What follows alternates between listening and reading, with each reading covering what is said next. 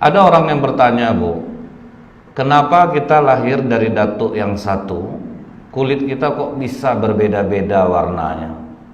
Padahal datuknya Adam, ibunya Hawa. Kenapa kita berbeda-beda? Ternyata ini sudah diterangkan oleh Rasulullah SAW. Imam Ahmad berkata, Yahya dan Muhad bin Ja'far memberitahu kami, Auf memberitahu kami, Qasamah bin Zuhair memberitahu kami dari Abu Musa dari Nabi SAW bersabda, sesungguhnya Allah menciptakan Adam dari sebuah genggaman yang diambil dari seluruh muka bumi. Jadi tanah penciptaan Adam itu, Pak, diambil dari seluruh penjuru muka bumi. Kemudian kalian datang, kata Rasulullah, berdasarkan kadar tanahnya. Ada yang berwarna merah, ada yang putih, ada yang hitam, atau kombinasi di antara itu. Ada yang buruk, ada yang baik, ada yang mudah, ada yang sedih, dan ada di antara itu semua. Jadi hadis ini cukup menerangkan bahwa kita ini datang sesuai dengan kadar tanahnya, itulah sesuai warna kulitnya, Pak. Itu hadis yang pertama. Hadis yang kedua, ini hadis riwayat As-Sa'di menyebutkan dari Abu Malik, dari Abu Saleh, dari Ibnu Abbas, Allah memerintahkan malaikat Jibril, wahai Jibril, turunlah engkau ke bumi, ambil tanah dari seluruh muka bumi ini untuk aku jadikan bahan penciptaan manusia. Malaikat Jibril turun, Pak. Waktu malaikat Jibril mau ngambil tanah, bumi protes. Apa kata bumi? Wahai Jibril, mengapa engkau akan mengurangi aku? Mengapa engkau sakiti aku? Kata Jibril, aku diperintah Allah untuk mengambilmu. Tidak bisa, Jibril. Aku berlindung kepada Allah dari engkau menyakiti aku. Karena bumi berlindung kepada Allah, maka malaikat Jibril pun nyerah. Ya sudah, kalau kau berlindung kepada Allah, aku pun tidak mau mengambilmu. Gagal malaikat Jibril mengambil bahan penciptaan Nabi Adam alaihissalam. Diutus lagi oleh Allah malaikat Mikail. Nah, jadi Allah, Bu, tidak pemarah, Pak. Kalau memang nggak berhasil, karena bumi pun berlindung kepada Allah, Allah tidak marah kepada malaikat Jibril. Jadi ini juga bisa ditiru oleh para pimpinan. Tidak selamanya harus memarahi bawahan jika tidak bisa melakukan pekerjaan yang dia perintahkan atau tidak sesuai hasilnya. Diutus malaikat Mikail. Begitu malaikat Mikail mau mengambil tanah di bumi ini, bumi kembali protes. Tadi Jibril yang kemari, sekarang kau pula lagi Mikail. Jangan kau kurangi aku, jangan kau sakiti aku. Aku berlindung kepada Allah Mikail dari engkau menyakiti aku. Karena bumi berlindung kepada Allah, malaikat Mikail, ya udahlah, kalau memang tidak dapat, tidaklah. Akhirnya malaikat Mikail pun pulang kepada Allah tanpa membawa tanah untuk penciptaan manusia. Kemudian yang ketiga, Allah menyuruh malaikat maut, Israel, ambil tanah di bumi. Malaikat Israel mengambil tanah. Capek bumi menjerit, Pak, tidak peduli dia ambilnya semua. Mengapa kau ingin menyakiti aku, Israel? Mengapa kau ingin mengambil aku? Aku berlindung kepada Allah dari engkau menyakiti aku. Kata malaikat Israel, aku pun tidak akan kembali kepada Allah sebelum aku melaksanakan perintahnya. Jadi yang berhasil mengambil bahan penciptaan manusia ini adalah malaikat maut. Maka hati-hati, Pak. Kalau malaikat maut, karena malaikat maut yang berhasil, jadi malaikat maut ini tidak ada segan-segannya untuk mencabut nyawa manusia. Kalau Rasulullah, ia minta izin malaikat maut, Pak, boleh nggak dicabut nyawanya? Tapi kalau kita ini, Pak, di mana tempat, Pak, tidak peduli. Jadi karena malaikat maut ini, itulah hubungan kita dekatnya dengan malaikat maut itu, karena memang dia yang berhasil mengambil bahan penciptaan manusia. Nah, ini hadis yang kedua. Nah, setelah tanah itu sampai ke tangan Allah, kemudian dicampur tanah-tanah tadi, Inni khaliqu basyaram min tin. Sesungguhnya aku akan menciptakan manusia dari tanah. Jadi kita tidak dari monyet, Pak, seperti yang disangkakan oleh ahli sejarah. Allah sendiri mengatakan sesungguhnya aku menciptakan manusia dari tanah.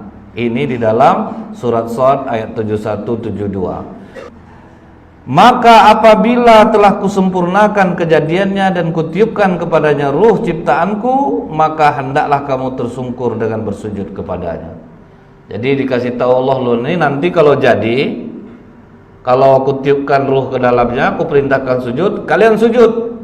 Kata Allah kepada malaikat, baik ya Allah, kami akan mengikuti perintahmu. Sami'na wa ata'na. Maka Allah bentuklah jasad Nabi Adam. Berapa tingginya? 60 hasta, lebih kurang 30 meter, Pak. Setelah jasad terbentuk, Allah tidak langsung meniupkan ruh ke dalamnya, Pak. Dibiarkan jasad ini selama 40 tahun tanpa ruh. Itulah dikatakan Allah dalam hadis kursi bahwa batas manusia ini berubah 40 tahun. Kalau sempat di umur 40 tahun tidak ada tanda-tanda untuk berbuat baik, siap-siap masuk neraka jahanam. Jadi kalau orang, Bu, sudah lewat 40 tahun enggak juga rasanya sholat, kemungkinan untuk berubah sudah sulit, Pak. Nah, jadi ini batasnya 40. Kalau kita tanyakan ketampanan Nabi Adam, Rasulullah ketika Isra, apa kata Rasulullah? Aku berjumpa dengan Nabi Yusuf. Dan Nabi Yusuf ketampanannya separuh Nabi Adam. Tuh Pak, bayangkan gantengnya Nabi Adam itu, Pak. Nabi Yusuf itu separuhnya Nabi Adam. Sedangkan yang separuhnya saja itu sudah membuat ibu-ibu di masa Nabi Yusuf mengiris tangannya sendiri loh, Pak. Saking gantengnya Nabi Yusuf. Untung waktu zaman Nabi Adam tuh perempuan hanya Hawa, Pak. Kalau sempat mungkin tak motong kepala perempuan mungkin, Bu. Lihat ketampanan Nabi Adam. Udah tinggi 60 hasta, ganteng pula. Kalau kita nanti lanjut kajian ini ya, Bu ya, yang selevel cantiknya sama Hawa itu hanya Siti Sarah. Itu berapa jauhnya, Pak? Jadi udah istri Nabi Adam ini cantik, berapa generasi baru ketemu perempuan cantik lagi? Itulah waktu masa Nabi Ibrahim. Siti Sarah inilah istri yang juga kecantikannya hampir selevel dengan Siti Hawa. Masih dalam kitab ini juga, Pak. Nah, kita balik lagi nih, Pak. Selama 40 tahun jasad Nabi Adam itu berdiri, diam aja itu, Pak. Tidak ada, dimatang-matangkan, Pak, diangin-anginkan istilahnya, supaya makin kokoh. Malaikat berkata kepada iblis, Azazil. Jadi nama iblis ini kan Azazil, Pak. Makhluk yang dekat dengan Allah. Sampai malaikat sangat segan dengan iblis ini dulu, Pak.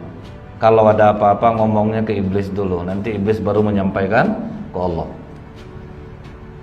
Azazil, ya, makhluk ini sungguh berbeda dengan kita.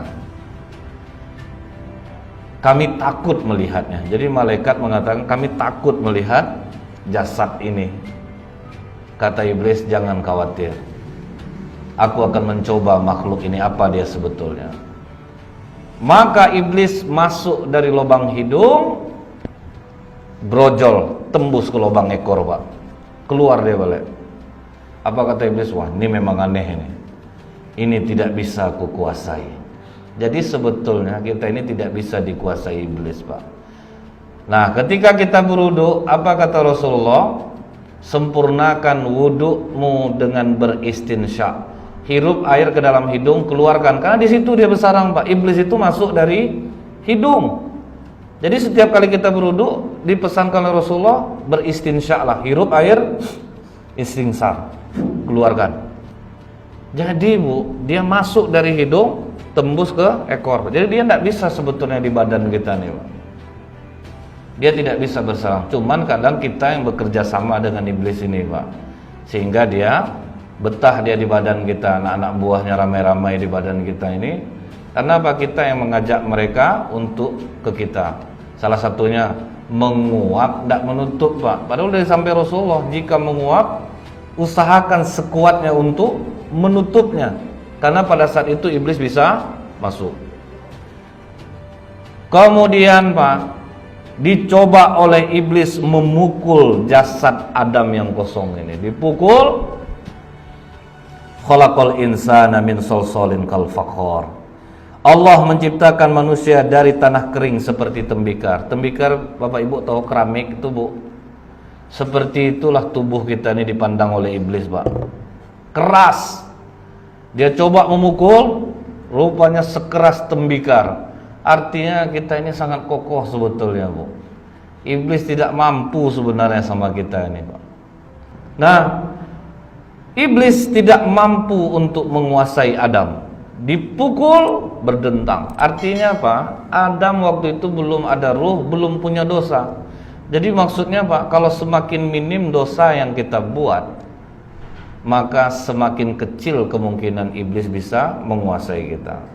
Tapi pintu-pintu iblis masuk ke dalam diri kita ini Pak, dalam hadis lain lagi disebutkan, ketika kapal Nabi Nuh selesai dibuat, semua sahabat sudah dimasukkan Nabi Nuh ke dalam kapal. Tiba-tiba Nabi Nuh terkejut melihat seorang orang tua, mulutnya seperti mulut sapi.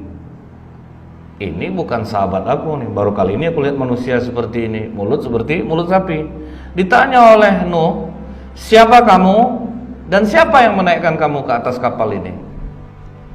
Orang itu menjawab, aku naik ke kapal kamu ini Nuh, terpaksa, karena Allah yang memerintahkan aku. Tapi aku sambilan juga, aku ingin badan sahabatmu bersamamu, hati mereka bersamaku.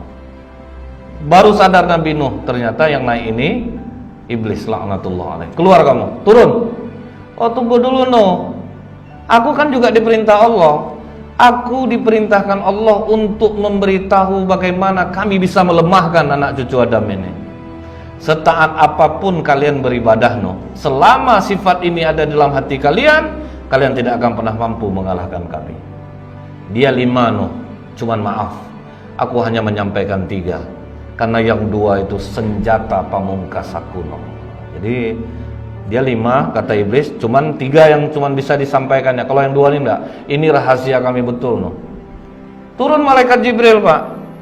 Wahai Nuh, ajak nego. Kau tidak butuh yang 3 itu. Suruh dia yang 2 sampaikan, yang 3 simpan. Akhirnya Nabi Nuh nego Pak.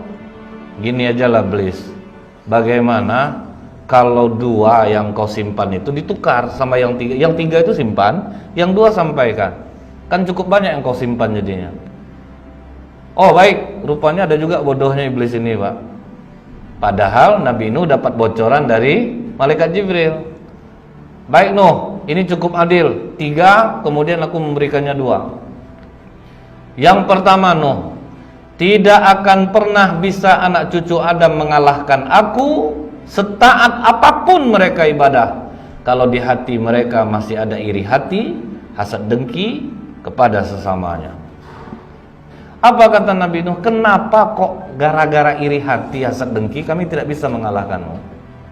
Nuh, ini dosa paling tua langit dan bumi Nuh. Aku diusir dari surga, kau tahu gara-gara apa Nuh? Aku iri kan sama Adam. Aku iri sama Adam, itulah dosa pertama Pak. Makanya aku terusir. Karena aku iri hati kepada Adam, aku diusir dari surga. Baik, kata Nuh. Kemudian apa yang kedua? Dijawab oleh iblis, rakus. Kenapa dengan rakus kami tidak bisa mengalahkanmu? Kau tahu enggak Nuh? Adam itu apa lagi yang kurang di surga? Semua ada. Aku bisikkan saja sedikit kerakusan. Makan buah kuldi. Gara-gara yang kecil ini kena dia. Nah ini bahayanya rakus itu Bu. Orang Pak kalau sudah kena ini, udah sebanyak itu hartanya, gara-gara yang sedikit malah masuk jadinya. Itu yang bahaya itu Pak. Karena ingin, akhirnya gara-gara yang sedikit malah kena jadinya. Itulah bahayanya kerakusan. Nah 2 inilah yang dikatakan dalam hadis ini, bagaimana cara iblis menghancurkan kita, iri hati, hasad dengki. Barulah Allah meniupkan ruh ke dalam tubuh Nabi Adam. Jadi dalam hadis ini Pak disebutkan Nabi Adam itu dimasukkan ruhnya melalui kepala. Jadi kepala duluan dimasukkan dari arah kepala. Setelah ditiupkan dari kepala, turun sampai ke mata sejajar telinga. Begitu ruh sampai di mata, Nabi Adam langsung melihat buah-buahan surga. Bukan main tertariknya Nabi Adam melihat buah-buahan surga itu. Susah dia, memang betul-betul terbelalak Nabi Adam melihat surga. Karena kita tahu Bu, apa kata Rasulullah? Serendah-rendahnya surga, semewah-mewah raja di dunia. Itulah fasilitas paling rendah besok. Anggaplah kita ini Pak dapat surga yang paling rendah aja, itu sudah semewah-mewah raja di dunia. Ada yang ngurut tangan, ngurut kaki, yang gitulah semewah raja di dunia Pak ya. Apa mau diambilin semua, difasilitasi, itu yang paling rendah aja. Apalagi Nabi Adam melihat dalam bentuk utuh seperti itu Pak, semua kenikmatan. Mata Nabi Adam tidak tahan. Terus ruh turun ke hidung. Begitu sampai di hidung, Nabi Adam pun bersin. Di saat bersin itulah kata Allah, wahai Adam, ucapkan alhamdulillahirabbil alamin. Jadi alhamdulillahirabbil alamin itu zikir tua Pak. Jadi zikir tua nomor 2 itu alhamdulillahirabbil alamin. Yang pertama apa? Ketika malaikat mengangkat aras Allah, keberatan malaikat mengangkat aras Allah. Kemudian kata Allah, ucapkanlah oleh kalian subhanallah. Maka malaikat sambil mengangkat aras mengucapkan subhanallah, subhanallah, hingga aras itu terasa ringan. Jadi kalau kita ada beban berat, masalah berat, mungkin subhanallah ini boleh kita perbanyak daripada biasanya. Zikir nomor 2 alhamdulillahirabbil alamin ketika Nabi Adam bersin. Zikir nomor 3 ketika Nabi Nuh diutus kepada kaumnya untuk mentauhidkan Allah, la ilaha illallah. Zikir nomor 4 Allahu Akbar ketika Nabi Ibrahim menyembelih Ismail, diganti Allah menjadi kambing kibas. Di saat itulah Nabi Ibrahim saking gembiranya mengucapkan Allahu Akbar. Hal ini diceritakan Jibril kepada Rasulullah. Takjub Rasulullah lihat sejarah zikir itu Pak. Rasulullah pun mengatakan la haula wala quwwata illa billahil aliyil azim. Kompletlah zikir itu Pak. Subhanallah, alhamdulillah, la ilaha illallah, Allahu akbar, wala haula wala quwwata illa billahil aliyil azim. Turun terus. Ruh sampai ke mulut, terus turun sampai di perut. Mata sudah melihat buah-buahan surga. Begitu sampai di perut, terasa lapar Nabi Adam, langsung dia loncat. Sementara ruh belum sampai ke kaki. Disitulah terjatuh Nabi Adam, karena ruh belum sampai kaki Pak. Apa kata Allah? Khuliqal insanu min ajal. Surah Al-Anbiya ayat 37. Manusia itu dijadikan tergesa-gesa. Jadi apa kata Rasulullah? Ketenangan dari Allah, tergesa-gesa dari iblis.